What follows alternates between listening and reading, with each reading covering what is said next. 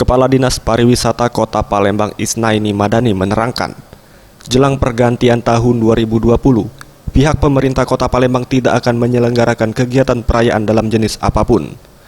Hal tersebut dikarenakan pihak Pemkot Palembang memberikan keleluasaan dan kesempatan kepada pihak ketiga yang dalam hal ini pihak swasta, seperti hotel dan restoran, untuk mengadakan kegiatan sendiri. Meski pada malam pergantian tahun 2020 pusat kegiatan juga akan dipusatkan di Jakabaring Sports Center.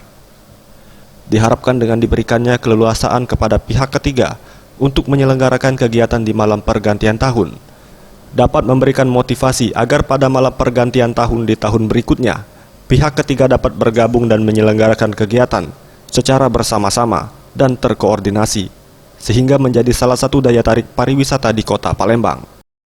Tahun baru kita sengaja memang tidak mengadakan kegiatan pemerintah karena memang kita memberikan keleluasaan kesempatan kepada kawan-kawan pihak ketiga untuk mengadakan kegiatan itu sendiri ya. Tapi ada yang paling akbar itu nanti diselenggarakan di JSC.